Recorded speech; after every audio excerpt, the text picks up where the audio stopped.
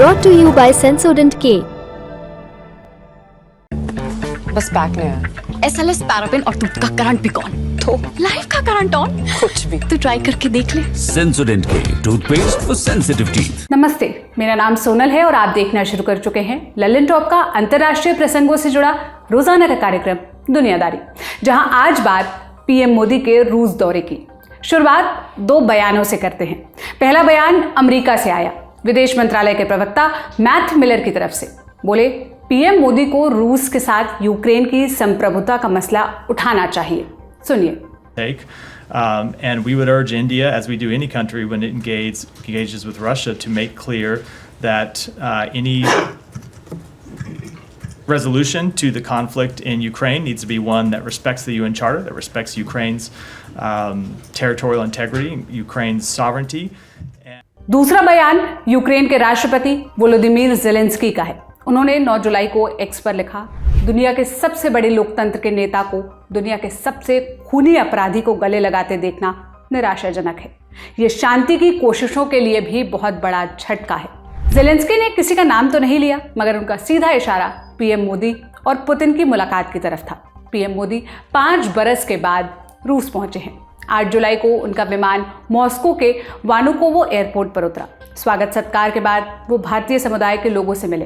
Video देखिए। न केवल एक बात हो, प्रधानमंत्री अब से बल्कि से पहले ही प्रधानमंत्री ने हमेशा प्रवासी भारतीयों से मिलने की, बातें जानने की, उनकी पीठ जानने की कोशिश की, उनको समझा और खासतौर पर पूरी दुनिया में भारत के अंदर से वही है जो नींव लिखी होगी, भारत में पूरी दुनिया की नींव बनी होगी। और ये एक चीज साफ तौर पर मोटिवेट करने के लिए देश में पहुंचे, क्योंकि प्रवासी भारतीय जो देश में रह रहे। इसके बाद पीएम मोदी का काफिला पुतिन के दाचा पहुंचा। दाचा एक तरह का फार्म हाउस होता है। इसका इस्तेमाल छुट्टियों के लिए किया जाता है। पुतिन बहुत कम नेताओं को दाचा में होस्ट करते हैं। इससे उनकी और पीएम मोदी की नज़दीकी का अंदाज़ा मिलता है। अब सवाल यह है कि आखिर दाचा में क्या क्या हुआ। तो पुतिन ने मोदी को तीसरी बार प्रधानमंत्री बनने की सबसे पहले बधाई दी। दोनों नेताओं ने इंटरप्रेटर के जरिए बात की। कुछ झलकियाँ देखिए। यहाँ पे मेरे ऑफिस है, जहाँ पे मैं अपने सहकर्ताओं में काम करता हूँ। औपचारिक बातचीत कल होने वाली। सबसे पहले आपके पुनर्निर्वाचित पर मैं आपको हार्दिक बधाई देना चाहता हूँ। आपकी बात सही है। भारत का चुनाव बहुत ही महत्वपूर्ण चुनाव था।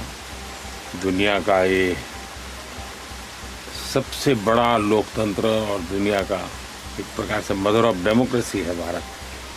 और ये चुनाव में करीब 65 करोड़ लोगों ने मतदान किया और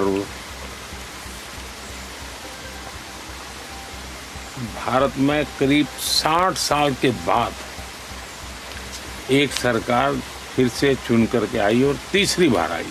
पुतिन ने पीएम मोदी के सम्मान में रात्रि भोज का आयोजन भी किया था। इस दौरान मुख्य रूप से 2 बातों पर चर्चा हुई। कौन सी है वो 2 बातें? पहली, यूक्रेन वॉर। भारत ने यूक्रेन जंग के लिए रूस की खुली आलोचना से परहेज किया है। भारत ने बातचीत के जरिए इस विवाद को सुलझाने की बात कही है।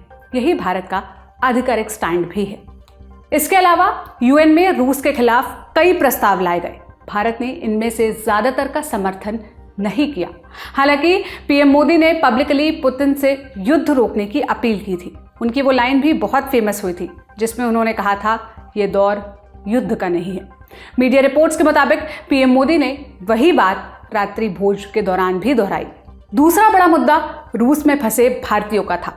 डिनर के दौरान पीएम मोदी ने रूसी सेना में फंसे भारतीयों का मुद्दा प्रमुखता से उठाया।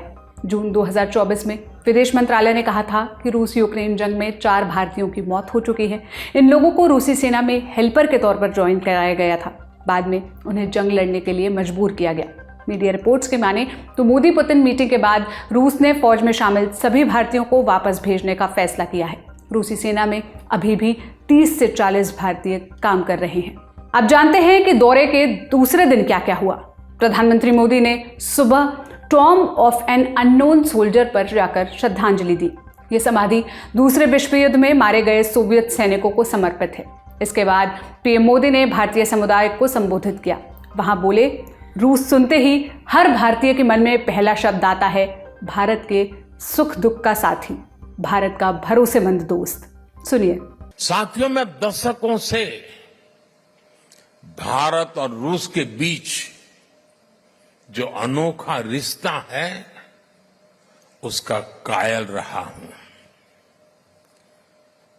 रूस शब्द सुनते ही हर भारतीय के मन में पहला शब्द आता है भारत के सुख दुख का साथी, भारत का भरोसेमंद दोस्त। हमारे रशियन फ्रेंड्स इसे द्रुजबा कहते हैं और हम हिंदी में इसे दोस्ती कहते हैं। हमारे रिश्तों की दृढ़ता अनेक बार परखी गई है और हर बार हमारी दोस्ती बहुत मजबूत होकर के उभरी है।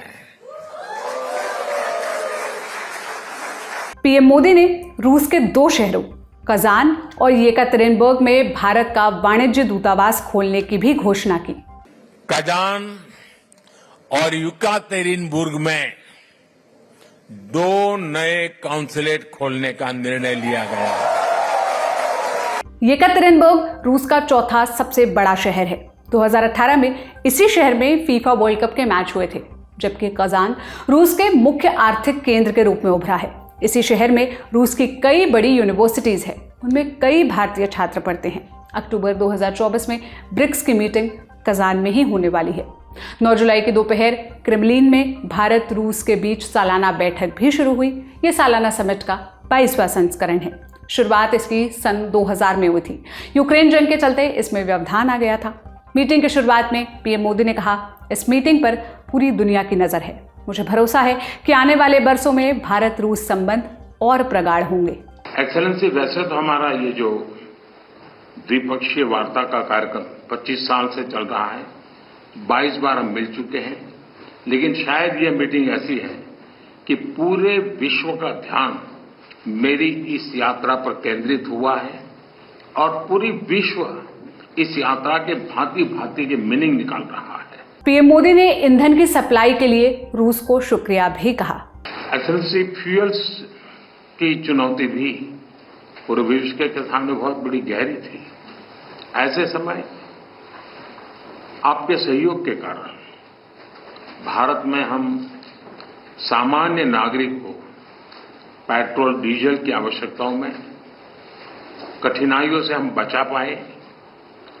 इतना ही नहीं, विश्व को बात स्वीकार करनी होगी कि भारत और रूस का फ्यूल के संबंध में जो एग्रीमेंट रहा, उसने दुनिया को भी एक प्रकार से मार्केट में स्टेबिलिटी देने का इनडायरेक्टली बहुत बड़ा काम किया है। दुनिया के अनेक देशों के नागरिकों को पेट्रोल डीजल के कारण बहुत बड़े संकट से गुजरना पड़ा और आज भी गुजरना पड़ रहा है, लेकिन हमारे उस कारोबार के कारण हम भारत के नागरिकों को पेट्रोल डीजल के इस मार से बचा पाए, इन्फ्लेशन से बचा पाए और स्टेबिलिटी भी ला पाए। इसके लिए भी मैं आपका आभार व्यक्त करता हूं। मीटिंग में यूक्रेन जंग का मुद्दा भी प्रमुखता से उठा। प्रधानमंत्री मोदी ने यूक्रेन हॉस्पिटल अटैक में मारे गए लोगों के प्रति संवेदना जताई। बोले, जंग या संघर्ष या आतंकी हमले में किसी मासूम बच्चे की मौत बहुत दुखद है। 8 जुलाई को एक रूसी हमले में यूक्रेन में बच्चों का सबसे बड़ा अस्पताल तबाह हो गया था। इसके बाद ज़ेलेंस्की ने पीएम मोदी के रूस दौरे को निराशाजनक बताया था। ज़ेलेंस्की का बयान ऐसे समय में आया था जब वॉशिंगटन में नेटो की 75वीं समिट शुरू हो रही है। इसमें यूक्रेन का मुद्दा सबसे ऊपर रहेगा। वहां हॉस्पिटल अटैक पर भी चर्चा हो सकती है। तो क्या यूक्रेन की आलोचना का भारत की छवि पर कोई असर पड़ सकता है? ये सवाल हमने पूछा Manohar Parrikar Institute for Defence Studies and Analysis में associate fellow doctor Swasti Rao से। सुनिए। ये जो सवाल है, ये असल में राष्ट्रपति पुतिन ही इसका जवाब दे पाएंगे कि ऐसे टाइमिंग क्यों इसकी चुनी रूस ने। हालांकि एक थियोरी ये भी है कि ये अटैक असल में रूस ने नहीं किया है, बल्कि ये एक एयर डिफेंस मतलब जो यूक्रेन यूज करता है एयर डिफेंस, उसकी ही मिसगाइडेड मिसाइल का अटैक है। लेकिन ये थियोरी अभी तक प्रूव नहीं हुई है और भारत ने भी इस पर कोई स्टेटमेंट अभी तक जाहिर नहीं किया है।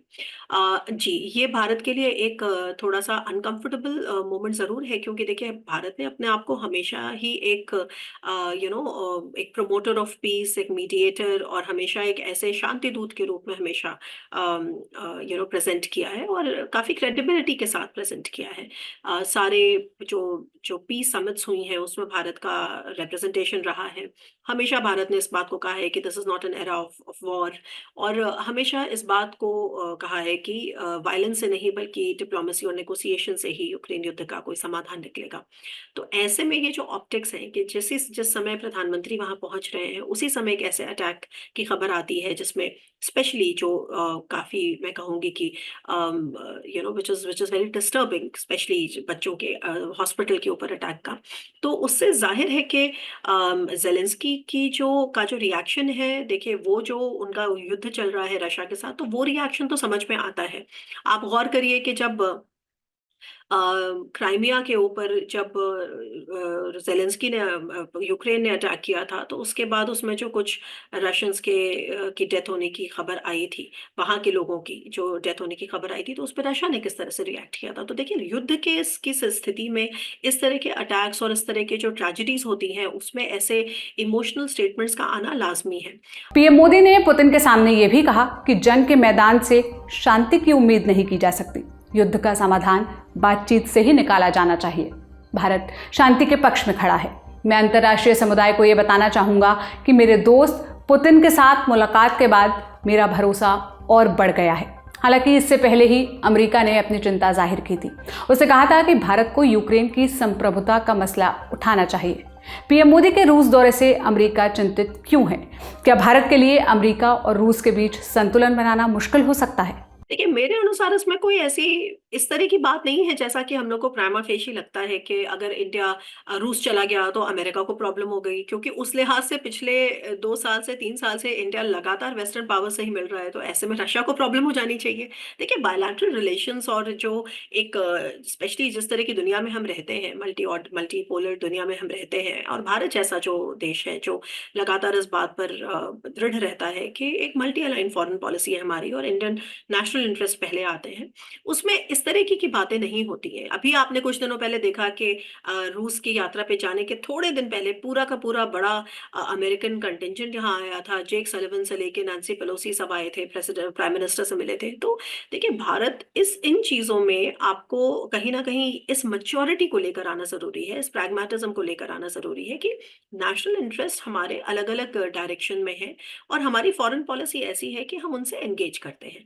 हमने मोदी पुतिन मीटिंग का मर्म समझने के लिए जवाहरलाल नेहरू यूनिवर्सिटी में रशियन स्टडीज के अध्यापक राजन कुमार से बात की। हमने पूछा, दोनों नेताओं ने भारत रूस संबंधों को और प्रगाढ़ बनाने की बात कही। एक तरफ पीएम मोदी ने ईंधन और खाद्य की सप्लाई के लिए पुतिन को शुक्रिया कहा, दूसरी तरफ यूक्रेन जंग पर खरी खरी भी सुनाई। इस मीटिंग को कैसे देखा जाना चाहिए? देखिए मेरे हिसाब से पूरी मीटिंग का मर्म यह है कि कुछ आशंकाएं आ गई थी दोनों देशों के रिश्तों के बीच में। सबसे बड़ी आशंका जो रूस की तरफ से आ गई थी कि क्या भारत अमेरिका के दबाव में आ गया है? क्या भारत अमेरिका के दबाव में रूस के प्रति जो रवैया है वो बदल लिया है? क्या वो निष्पक्ष नहीं रह रहा है? क्या वो अमेरिका के साथ जाने की कोशिश कर रहा है? तो ये सारी शंकाएं आ गई थी रूस की तरफ से। तो काफ़ी जो वहाँ पे लोगों ने उसके बारे में बोलना शुरू कर दिया था, लिखना शुरू कर दिया था।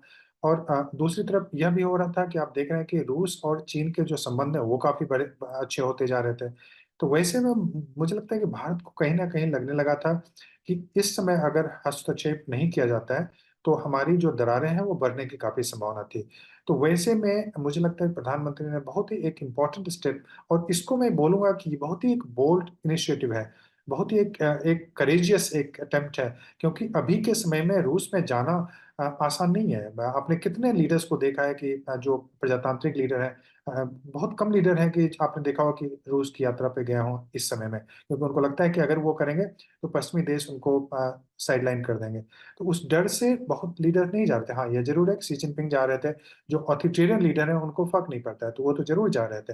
लेकिन प्रजातांत्रिक लीडर का जाना वहाँ बहुत ही इम्पोर्टेंट एक इवेंट है। पीएम मोदी के रूस दौरे का सबसे ज्यादा फायदा किसको मिला है? भारत इस दौरे से जो हासिल करना चाहता था, क्या वो उसमें सफल हो पाया? देखिए, ये बेनिफिशियल दोनों के लिए था। अब देखिए, रूस को तो दोनों फायदे हो रहे हैं, क्योंकि भारत सैंक्शन को नहीं मान रहा है और वहाँ से $60 बिलियन, $60 बिलियन का इंपोर्ट कर रहा है तेल का, और 5 बिलियन एक्सपोर्ट, केवल 5 बिलियन हम एक्सपोर्ट करते हैं वहाँ पे, 65 बिलियन का ट्रेड है। तो रूस को तो फायदा मॉनेटरी भी हो रहा है ना, 60 बिलियन का हम उनसे इंपोर्ट कर रहे हैं। रूस को दूसरा फायदा है कि भारत जैसा प्रजातांत्रिक देश पश्चिमी देशों के साथ नहीं जाके रूस के साथ मीटिंग कर रहा है, और वो भी उस समय जब नाटो की समिट मीटिंग चल रही है वॉशिंगटन में। उनको एक तरह से जो आइसोलेशन करने की कोशिश हो रही है, वह भी नहीं कर रहा है, और भारत उसमें बहुत ही अहम रोल प्ले कर रहा है। और भारत को क्या फायदा हो रहा है? तो भारत को एक जो सस्ते दर पे जो अभी तेल मिलने चाहिए, क्योंकि आप जानते हैं कि ग्रोइंग इकोनॉमी है, हमारी रिक्वायरमेंट काफ़ी ज़्यादा है, वहाँ पे लगभग 33 से 37% तक का जो तेल है, अब हम वहाँ से रूस से इंपोर्ट कर रहे हैं।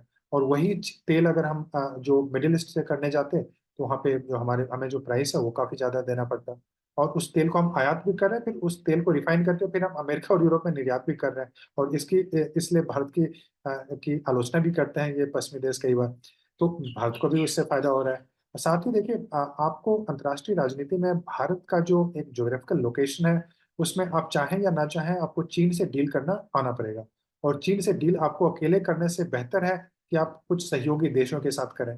तो अगर चीन को रोकना है, चीन और रूस के संबंध को अगर एक तरह से बैलेंस करने की जरूरत है, तो उसमें भारत अगर रूस के साथ अच्छे संबंध रहते हैं, तो चीन को भी बैलेंस करने की कोशिश होती है। तो वहाँ पे जियोपॉलिटिकल बैलेंसिंग भी चल रही है। तो मेरे हिसाब से दोनों देशों का फायदा है। ये था हमारा बड़ी खबर सेगमेंट। अब सुर्खियों की बारी। पहली सुर्खी ऑस्ट्रिया से है। 9 जुलाई को प्रधानमंत्री मोदी रूस का दौरा खत्म कर ऑस्ट्रिया के लिए रवाना हो रहे हैं। वो 10 जुलाई तक वहां रहेंगे। पीएम मोदी ऑस्ट्रिया के राष्ट्रपति अलेक्जेंडर वॉर डेर बेला और चांसलर कार्ल नेमार से मुलाकात करेंगे। इस दौरान व्यापार और दूसरे मुद्दों पर चर्चा होगी। पीएम मोदी वियना में भारतीय समुदाय को भी संबोधित करेंगे। अब ये दौरा खास क्यों है, आइए समझते हैं। दरअसल 41 बरस के बाद कोई भारतीय प्रधानमंत्री ऑस्ट्रिया जा रहा है। इससे पहले इंदिरा गांधी 1983 में गई थी। इसी बरस भारत ऑस्ट्रिया डिप्लोमेटिक संबंधों की 75वीं सालगिरह भी थी। अब ऑस्ट्रिया की बेसिक बातें जान लेते हैं। ऑस्ट्रिया मध्य यूरोप में बसा है।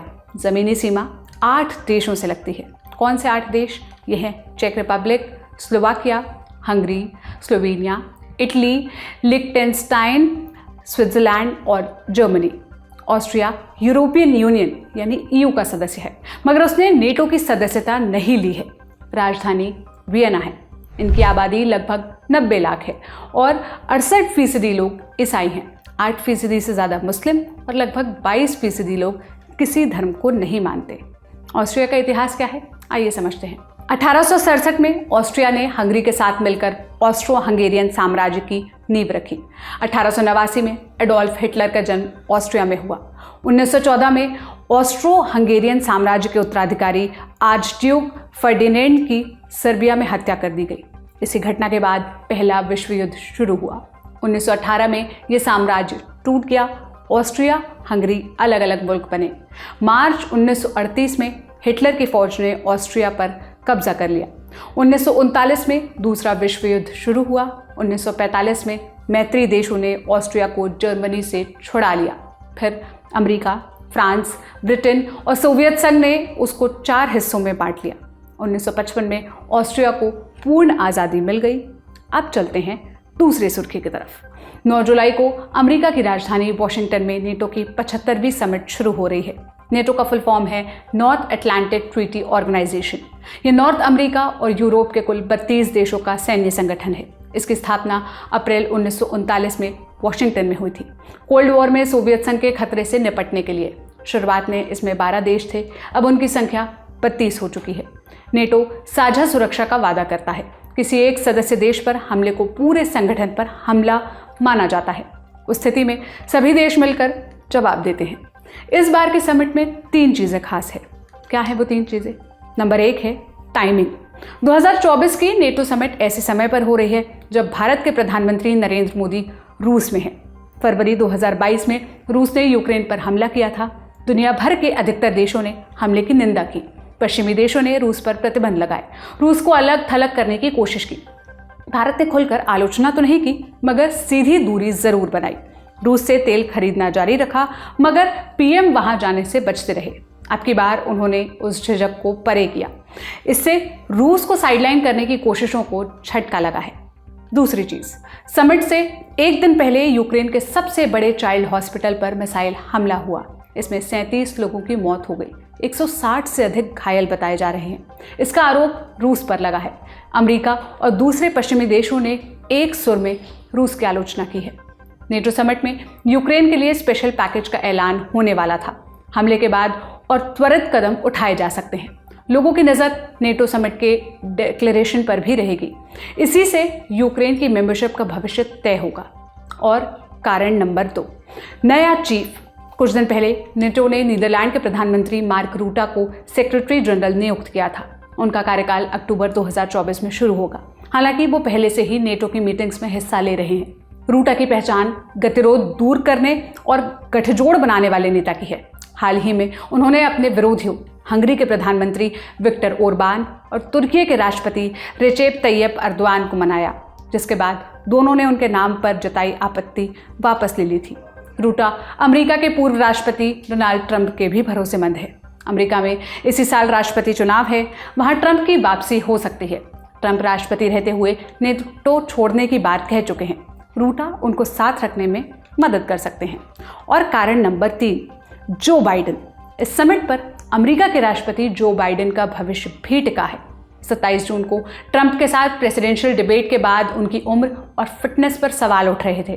डेमोक्रेटिक पार्टी के कई सांसदों ने उनको नाम वापस लेने के लिए कहा, मगर उन्होंने रेस छोड़ने से इनकार कर दिया। नेटो समिट में बाइडेन मेजबान हैं। उनके पास खुद को साबित करने का मौका है। अगर वो खुद को मजबूत दिखा पाए तो उनके ऊपर उठ रहे सवाल खत्म हो जाएंगे और उनके समर्थकों और सहयोगी देशों में भी भरोसा पैदा होगा। अगर नहीं कर पाए तो पार्टी के अंदर विरोध और बढ़ेगा। उस स्थिति में उनके लिए चुनाव की रेस में बने रहना मुश्किल हो जाएगा। तो आज का दुनियादारी बस इतना ही, यहीं पर इसे समाप्त करते हैं। आप इस पर क्या कहना चाहते हैं? कमेंट में अपनी राय ज़रूर बताइएगा। शुक्रिया, शुभ रात्रि।